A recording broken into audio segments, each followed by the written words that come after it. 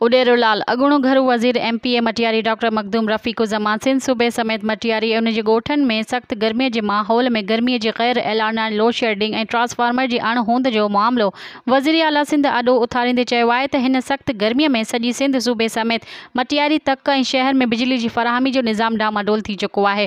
बुज़ुर्ग औरतूं ऐं ॿार घणे भाङे बिजली जे अणहोंद में सख़्त परेशानी खे मुंहुं ॾेई रहिया आहिनि।